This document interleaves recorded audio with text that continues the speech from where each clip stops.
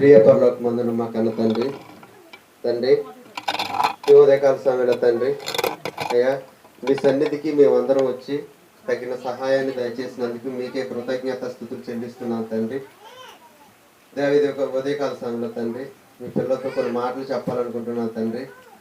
దేవా చెప్పే నాకు మంచి జ్ఞానాన్ని ఇవ్వండి, వినే మీ పిల్లలకు తండ్రి అర్థం చేసుకునే మంచి స్వభావాన్ని ఇవ్వమని తండ్రి క్రీస్తు నామముని ప్రార్థన అడిగి వేడుకుంటున్నాం మా కన్న తండ్రి. ఆమేన్.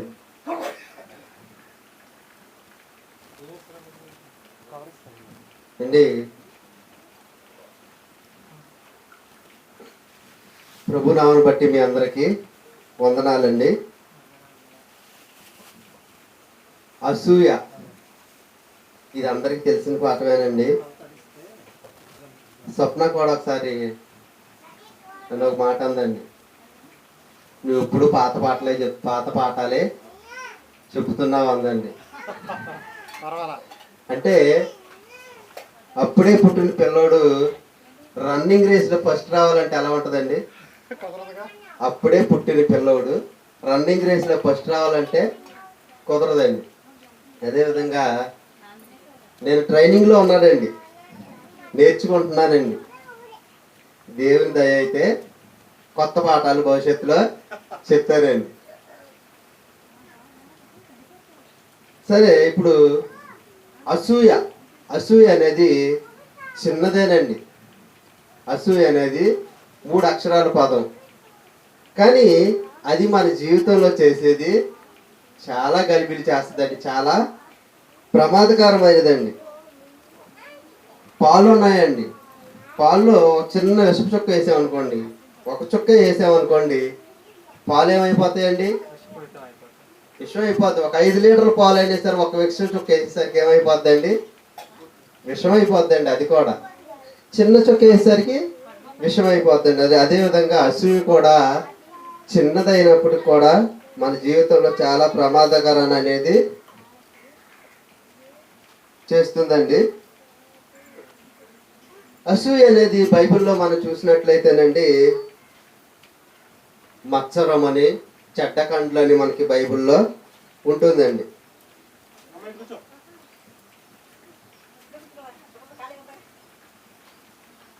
అసూయ అనేది బైబిల్లో మనకి ఏముంటుందండి?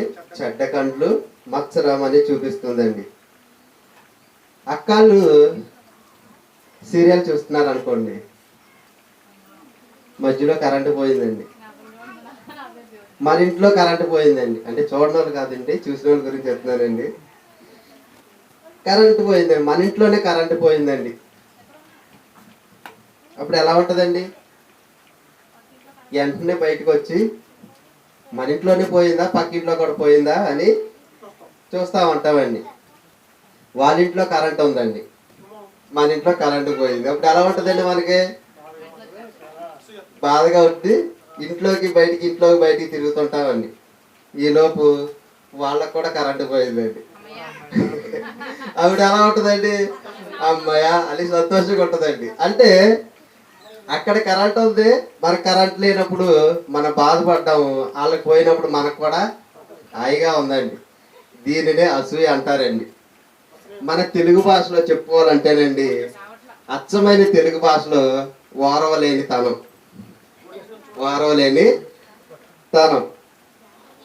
అయితే బైబిల్లో ఏం చెప్తుందంటేనండి అసూయ గురించి, యోబు గ్రంథము 5వ అధ్యాయము 2వ వచనం.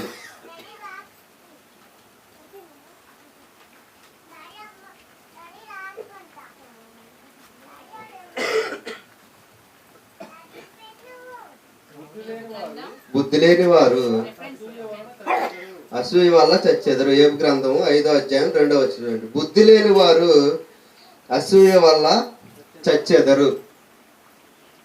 అసూయ వల్ల బుద్ధి లేని వారు చచ్చిపోతారంటండి. అంటే మన అసూయ ఏం చేస్తుందండి? మనల్నే చంపేస్తుందండి. మన అసూయ మనల్నే చంపేస్తుంది. కాబట్టి దాన్ని వదిలేస్తే మనమే జ్ఞానవంతులమండి. అదేవిధంగా సామెతల గ్రంథం 14వ అధ్యాయం 30వ వచనం.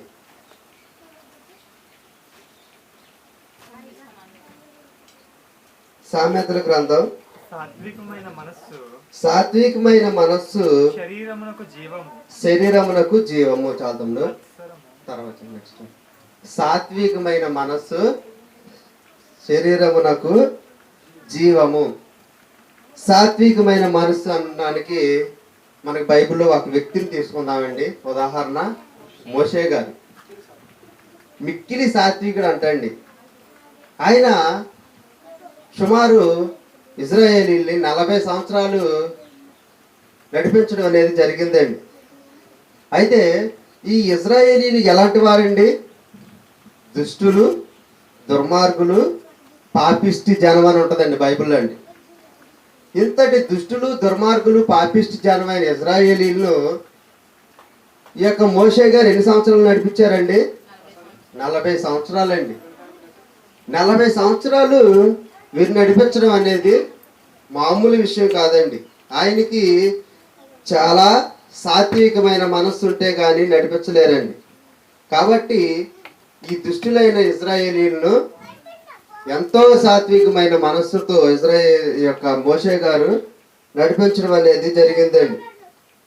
మనం చిన్న ఎగ్జాంపుల్ తీసుకుందామండి. మన ఇంట్లో 2 పిల్లలు ఉంటారండి. ఆ 2 పిల్లలు బాగా అల్లరి చేస్తారండి. మనం తట్టుకోగలమండి? 2 పిల్లలనే మనం తట్టుకోలేకపోతే ఆ రోజు మోషే గారు 6 లక్షల మందిని నడిపించడం అనేది జరిగిందండి. పిల్లలకి సెలవు వచ్చింది అనుకోండి, మన గుండ్లు గుబేలం అంటాయండి. ఈ సెలవులు ఎందుకు ఇచ్చారా బాబు అని మనం తట్టుకోలేమండి. మన 2 పిల్లలతోనే మనం ఏగలేని పరిస్థితిలో ఉన్నామండి. యేసు ప్రభుల వారిని ఒకసారి తిండిపోతు వారు అన్నారండి.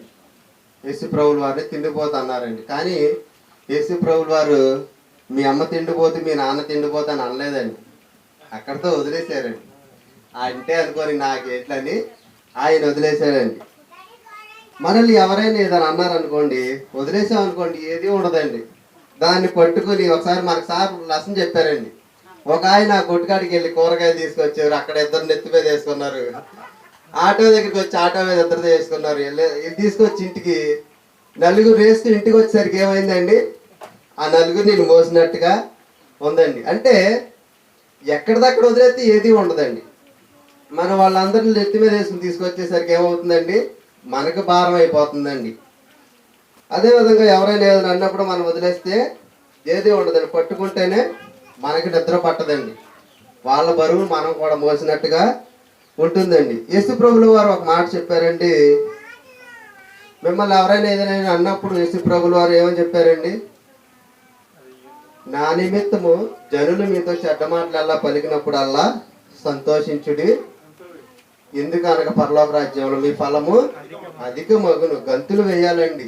ఎవరైనా మిమ్మల్ని చెడ్డ మాటలు అన్నారనుకోండి, సంతోషించాలంట. బాబు ఇంకా తిట్టరా బాబు, ఇంకా తిట్టరా బాబు అన్నట్టుగా సంతోషిస్తే ఏమవుతుందండి? పరలోకంలో మన యొక్క ఫలం అధికం అవుతుంది అంటండి. కాబట్టి ఎవరేమన్నా సరే మనం పట్టించుకోకూడదండి. అదేవిధంగా అసూయ అనేది సాధారణంగా మన మీద ఎవరికి వస్తుందండి? మన వారికే వస్తుందండి. మనకు తెలిసిన వాళ్ళకే వస్తుందండి. అసూయ అనేది ఎవరికి రాదండి. మనం ఇల్లు కట్టుకున్నాం అనుకోండి, మన వాళ్ళకే అసూయ అనేది వస్తుందండి. కారు కొనుక్కుంటే మన వారికే అసూయ అనేది వస్తుందండి. చిన్న ఎగ్జాంపుల్ చెప్తానండి. చర్చిలో జరిగిన సంఘటన. హరిబాబు అనే ప్రతిసారి ఫస్టే వస్తున్నాడండి. ప్రతిసారి ఫస్టే వస్తున్నాడండి. ఇదేంటి అన్నీ ఎప్పుడు ఫస్టే వస్తున్నాడని నేను అసూయ పడ్డాను అనుకోండి. హరిబాబు అన్నీ బాగానే ఉంటాడండి. ఆయన ఇంకా ఎక్కువ ఫస్టులు కొడతారండి. పోయేది అవడండి అనుకో, అసూయ పడినాడు పోతాడండి. కాబట్టి మనం ఒక వ్యక్తి మీద అసూయ పడకూడదండి. అసూయ పడితే ఆయన ఇంకా అభివృద్ధి చెందుతాడంటండి. అసూయ పడిన మనం అనారోగ్య పాలు అవుతామండి. అదేవిధంగా ఒక వ్యక్తికి జాబ్ వచ్చిందంటండి. జాబ్ వస్తే తీసుకొచ్చి స్వీట్ తినిపించాడు అంటండి పక్కింటి ఆయనకి. ఏంటి స్వీట్ తినిపించాడు ఏంటంటే జాబ్ వచ్చింది అన్నాడు అంటండి. అసూయ వచ్చిందండి. అప్పటి నుండి స్టార్ట్ అయిందండి అసూయ అండి. తర్వాత 4 రోజులు పోయిన ఒక 6 నెలలు పోయిన తర్వాత మళ్ళీ వచ్చి స్వీట్ తినిపించాడండి. ఈ ప్రమోషన్ వచ్చిందని మళ్ళీ స్వీట్ తినిపించాడండి.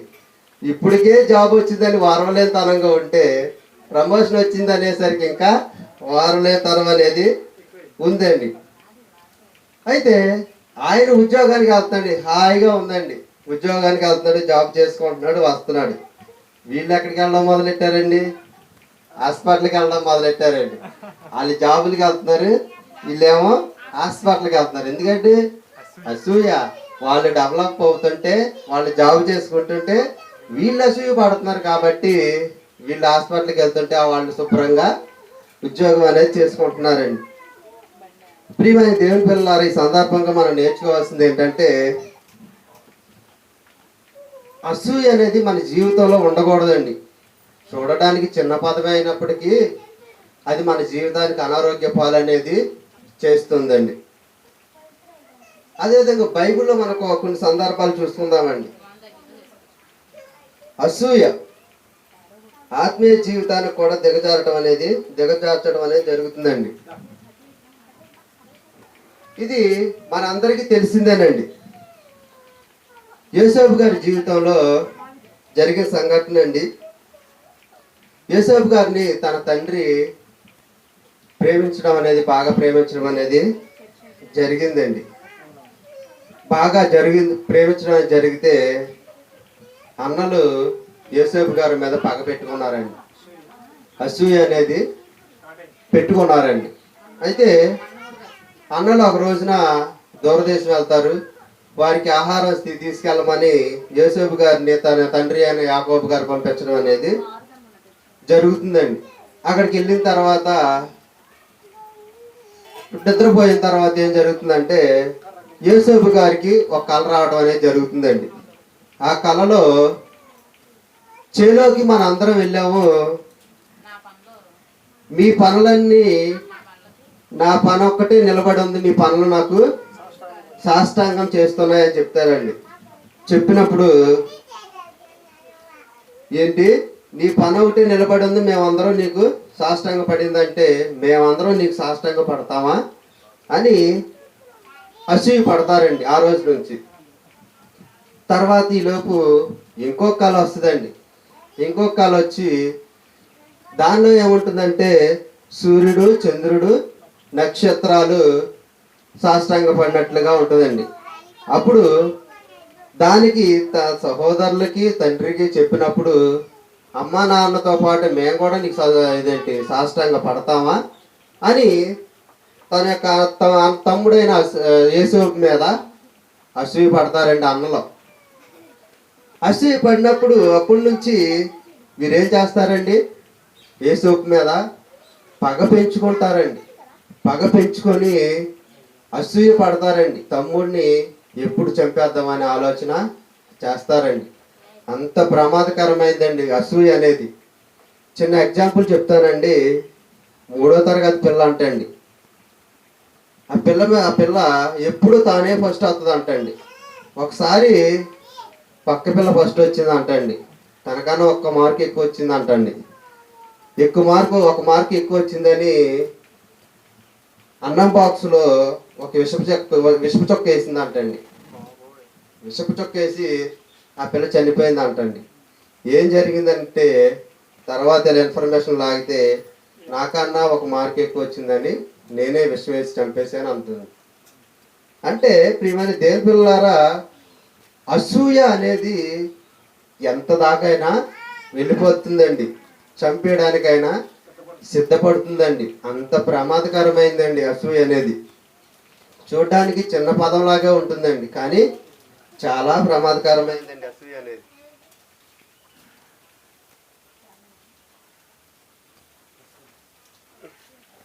తర్వాత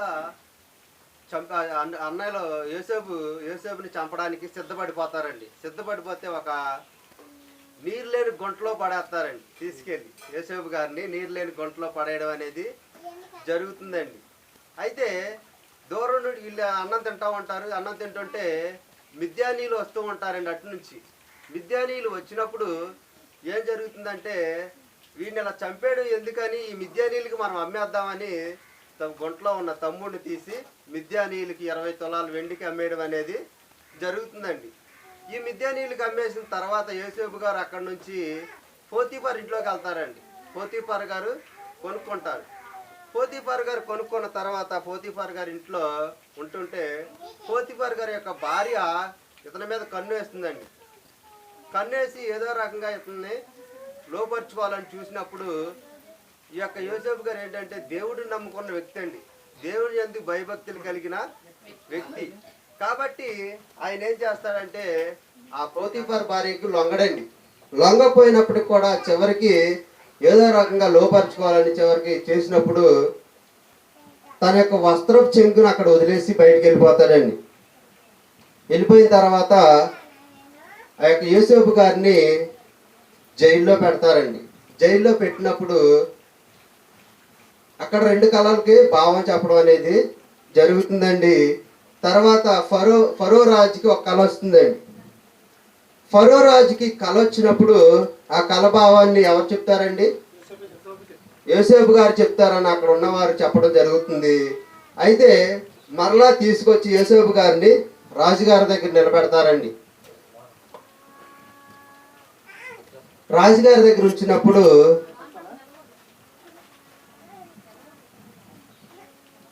ఆ యొక్క కళ యొక్క భావాన్ని యోసేపు గారు చెప్పడం అనేది జరుగుతుందండి.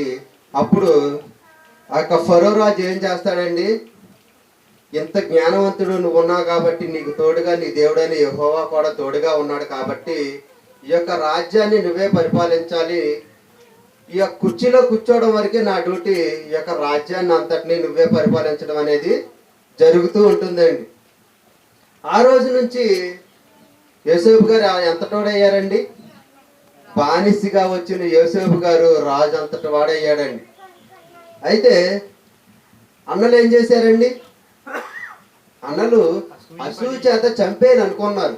కానీ ఆయన ఏం చేశాడండి, రోజు రోజుకి ఎత్తెదిగిపోవడం అనేది జరుగుతుందండి. మనం కూడా ఈ యొక్క చరిత్రను నేర్చుకోవచ్చు అంటేనండి, ఎవరి మీదైనా అసూయ పడితే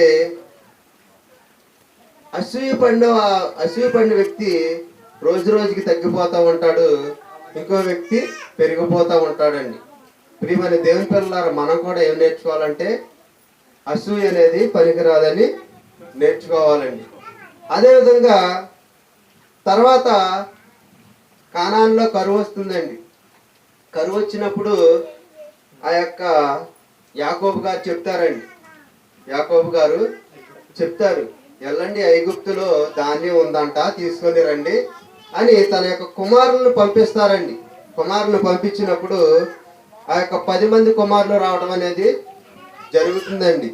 అప్పుడు ఆ సందర్భం ఒకసారి చూసుకుందామండి. ఆదికాండం 42వ అధ్యాయం అండి. 42:6 వచ్చినాయండి. అప్పుడు యోసేపు నా దేశం అంతటి మీద అధికారి అయి ఉండెను. అతడే ఆ దేశ ప్రజలందరికీ ధాన్యం అమ్మకం చేయువాడు గనుక యోసేపు సహోదరులు వచ్చి ముఖములు నేలను మోపి అతనికి వందనం చేశారు. ఎలా చేశారంటే ఎలా ఉన్నారండి వీళ్ళు, ముఖాలు నేలకు మోపారంటండి. మోపి అతనికి వందనాలు చెల్లించారంటండి. వీళ్ళు ముఖాలు ఎలా మోపారంటండి, నేలకు మోపారంటండి. కలభావంలో చేలో పనులు ఎలా ఉన్నాయండి, అతని పన నిలబడి ఉంటే చుట్టుపక్కల ఉన్న పనులన్నీ కూడా పడిపోయి సాష్టాంగం అనేది చేయటం అనేది జరిగిందండి. ఇప్పుడు ఆ యొక్క కలభావానికి దీనికి సరిపోయిందండి. ఇతను రాజు దగ్గర ధాన్యం అమ్మే అతనుగా ఉండటం అనేది జరిగిందండి, అధికారిగా ఉన్నాడండి. అయితే అన్నలు ఎలా ఉన్నారండి, తలదించుకొని మొఖాలు నేలకు పెట్టి సాష్టాంగ నమస్కారం అనేది చేసినట్లుగా ఉన్నారండి. అయితే ధాన్యం అతనికి ఇచ్చేస్తారు, వాళ్ళు అక్కడికి వెళ్ళిపోవడం అనేది జరుగుతుందండి. ఇదండి యోసేపు గారి యొక్క అన్నయ్య యొక్క యోసేపు గారి యొక్క చరిత్రలో అసూయ పడ్డ అన్నలో రోజు రోజుకి దిగజారిపోయారు. అసూయ పడిన యొక్క యోసేపు గారు రాజు అంతటి వాడు అవటం అనేది జరిగిందండి. ఇదే సందర్భం సౌలు గారి జీవితంలో కూడా జరిగిందండి. సౌలు గారి జీవితంలో కూడా జరిగిందండి. ఏంటంటేనండి, దావీదు గారు గొలియాతుతో యుద్ధం జరుగుతుందండి. గొలియాతుతో యుద్ధం జరిగినప్పుడు ఒక చిన్న రాయి పెట్టి గొలియాతును కొట్టి చంపేయడం అనేది జరుగుతుందండి. జరిగిపోయిన తర్వాత ఊర్లోకి వస్తారండి. ఆ ఊర్లో ఉన్న స్త్రీలు పాటలు పాడతారు కదండి. వాళ్ళు ఎలా పాడతారండి? స్త్రీలు గాన ప్రతిగానం చేయొచ్చు. సౌలుకు 1000 కొలది, దావీదుకు 10,000 కొలది శత్రువులను హతమార్చిరు అని ఉంటదండి. దావీదు ఎంతమందిని చంపాడండి? వాస్తవానికి ఒక్కడే చంపాడండి. కానీ వీళ్ళు ఎలా పాడారండి?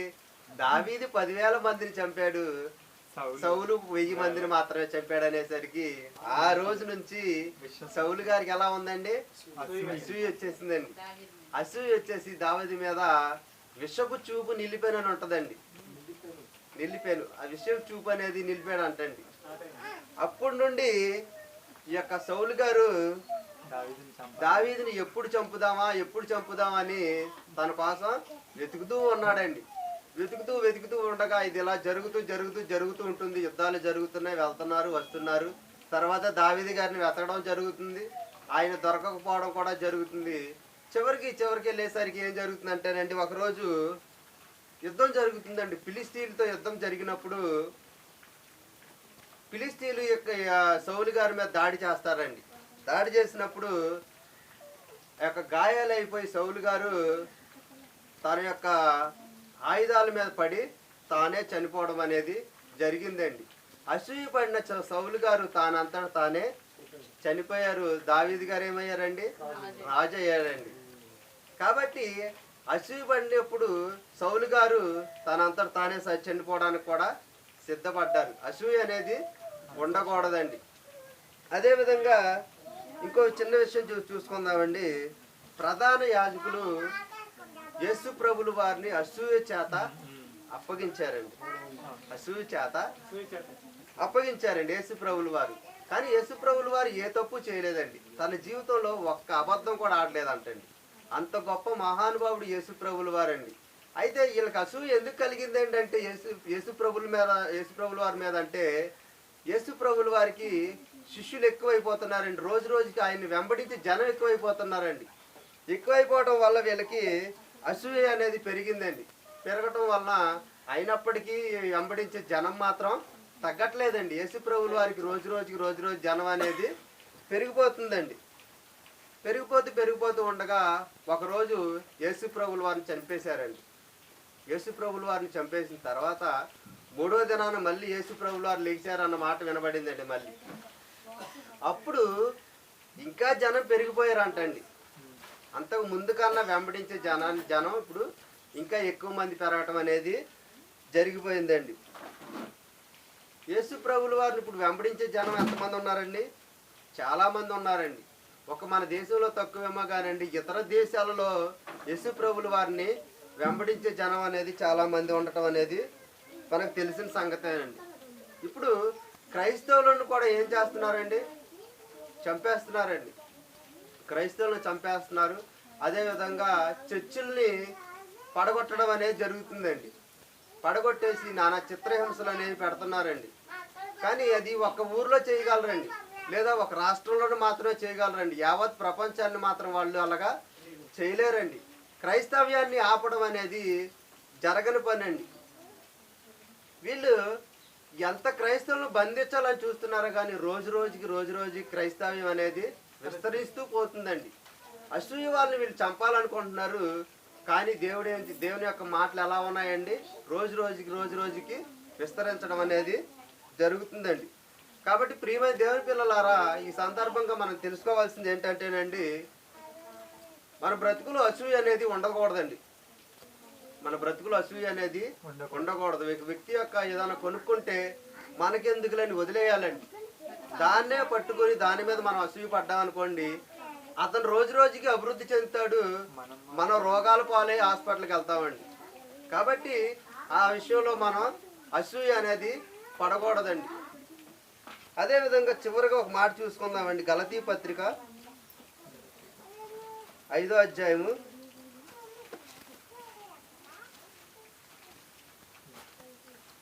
26వ వచనం. ఒకరినొకరు వివాదమునకు రేపకయు ఒకరియందొకరము అసూయ పడకయు వృధాగా అతిశయపడకయు యుందుము. ఒకరియందు ఒకరు అసూయ పడక వృధాగా అతిశయపడక యుందుము అని ఉందండి. ఒకరియందు ఒకరు ఏం చేయకూడదండి? అసూయ పడకూడదండి. అసూయ పడితే మనకే ప్రమాదం అండి. ఒకప్పుడు పెద్దోళ్ళు చెప్తూ ఉండేవాళ్ళండి, మద్యం తాగితే ఆరోగ్యానికి హానికరమని, అదేవిధంగా పొగ తాగితే ఆరోగ్యానికి హానికరమని చెప్పేవారండి. ఇప్పుడు అసూయ ఉండటం కూడా ఆరోగ్యానికి హానికరమేనండి. కాబట్టి ప్రియమైన దేవుని పిల్లలారా, అసూయ లేకుండా జీవిస్తారని ఈ యొక్క కొద్ది మాటలను ముగిస్తున్నానండి. ప్రార్థన చేసుకుందామండి. ప్రియ పరలోకమందున మా కన్న తండ్రి, మీరు నాకు ఇచ్చిన జ్ఞానాన్ని బట్టి మీ పిల్లలకు కొన్ని మాటలు చెప్పాను దేవా. అయ్యా, అసూయ అనేది మా బ్రతుకులో ఉండకూడదని ఈరోజు మీరు మాతో మాట్లాడారు తండ్రి. అదేవిధంగా తండ్రి, ఒకవేళ మాలో ఎటువంటి అసూయ ఉన్నా తండ్రి, ఈ క్షణం నుండి వదిలిపెట్టి తండ్రి, అసూయ అనేది మా జీవితాల్లో లేకుండా మీ కొరకు మేము అందరం బతికి మీరున్న పరలోక రాజ్యంలో ప్రవేశించడానికి మీ కృప సహాయం దయచేయమని తండ్రి, త్వరలో నన్ను క్రీస్తు ప్రభువుల వారి పేరట అడిగి వేడుకుంటున్నాం మా కన్న తండ్రి.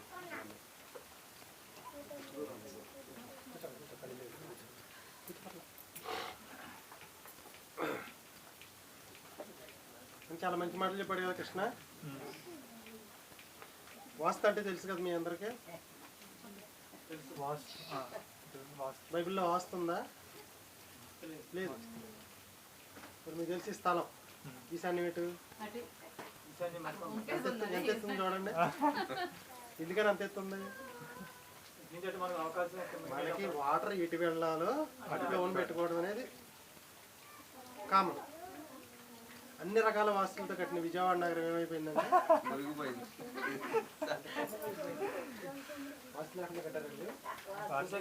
చూసే కట్టారు. ఇన్ని రకాల సిద్ధాంతాలు చూపించి కట్టారు. మనం అందరి ఫస్ట్ ఫ్లోర్లు మునిగిపోయింది. చెప్పండి, వాస్తుందంటారా? దేవుని కోపం వస్తే అంటే మనకేంటంటే వాటర్ ఎటువైపు మనకు వెళ్ళాలనే అవకాశం ఉంటే అటువైపుకి వాటర్ పెట్టుకోవడం అంతే. మన డ్రైనేజీ ఇటు, మనకు డ్రైనేజీ వాటర్ ఇటు ఉంది, మనం ఇటు పెట్టుకున్నాం. మీ ఇంటి ముందు డ్రైనేజీ ఇటు ఉంది అనుకోండి, ఒకవేళ మీ ఇల్లు అటు తిరిగి ఉన్నా మళ్ళీ ఇటు నుంచి డౌన్లో నుంచి ఇలా పెట్టి ఇలా వేసుకొస్తాం. వాటర్ ఎటు ఉంటే అటు డౌన్ పెట్టుకోవడం అంతే తప్పితే వాస్తు గీస్తూ అన్నీ చూసి కట్టిన విజయవాడ ఖమ్మం ఏమైందంటే మునిగిపోయింది. కాబట్టి వాస్తు పనిచేసింది అక్కడ. మధ్యలో ప్రసాద్ వచ్చి రెండో పాట నేరుస్తాడు.